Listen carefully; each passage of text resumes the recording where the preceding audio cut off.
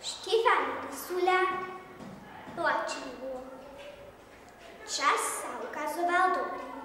Iba tu a tam plávali drobné oblaky. No pravda, much bolo neurekom a aj jovady dobiedzali, ale to tak býva na Salaši. Sedeli sme pred kolibou, povoľa, ktorí sa opierali o komárnik. Zrazu sa bača pohemží, vyskočí, poobzerá, zakričí. Chlapi, chytro sa, dojdideme. A do hňelníka skočí. A ty jahniatka do chlievca, nech nám neplynú. Rúša, čože zaspituješ, nepočuješ, plačlivo sa ozýva. Tmavé oblaky sa vyťahovali od smreka aj spoza roháčov. Vietor sa strhol, blíslo sa, zadudotalo. Dodájali, keď sa spustil náramný lejak a jarky sa hneď valili zo strmých bokov. Smučilo ich, kým behli s pôdojom. Dúbkali, otriasali sa. Hej, ale sa sype, ani z deravého vreca. Sváko bača, čo ste to spomínali o plačidlu? Bača priagal, pohodil hlavou, zajmúkal.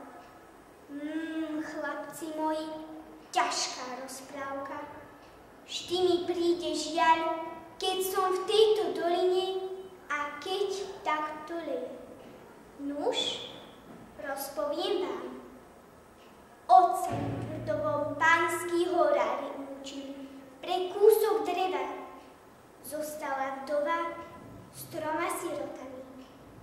Najstarší dievča malo 12. Sestry šlo na 8 a chlapec 3-ročný. Od smrti chlapa žena chorľavela a čo deň bolo s ňou horšie. Nocami ako v ohni kašľala, ráno vstávala strápená, slabá. Deti si mala rada a oni ju. Raz večer prišla do nich po cestách. Ktože vie, či prorokyňa či žobráčka s prosbou, či by ju neprinocovali. Ale hej, čo by nie, sme chudobní, no čo máme, radi dáme. A ponúkli ju hustou múkou so žunčicou. Jedla ona, jedla a zrazu vraví. Žena, dobroditeľka moja, vy ste ťažko chorá, máte suchú nemoc. Poradím vám. Tam hore rastie čudný moh, lišaník. To, keby ste si uvarili a pili, prešlo by vás. Ak máte niekoho, čo by vám nazbieral, popýtajte ho. A potom, každý deň na lačno, si zeliniek upíjajte. Mamička, ja vám pôjdem nazbierať. Ohlásila sa ochotne staršia dcéra. A mladšia hneď doložila. A ja pôjdem, mamo. Deti moje, zahriakla ich vedonkyňa. To vám je ďaleko, nezašli by ste vy. Raz som tam bola v mladých rokoch, nikdy na to nezabudnem.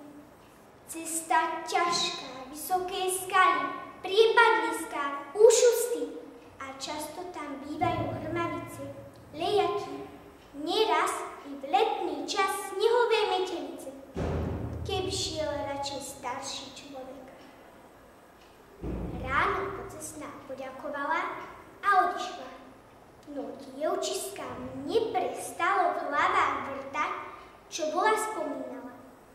Mater si mali rady, bolelo ich, keď nocou ju kašel drhol a ráno mala oči v boku.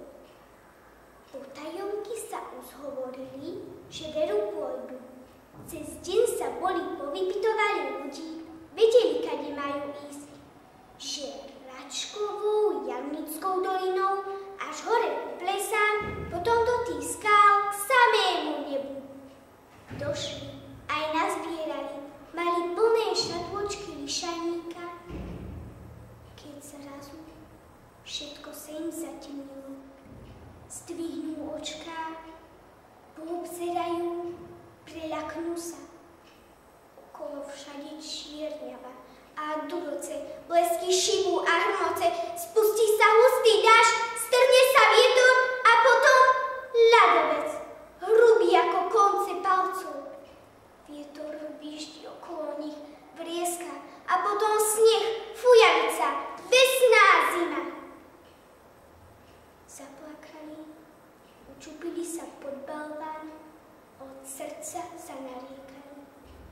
Mamička moja, mamička, Ondrejko, braček.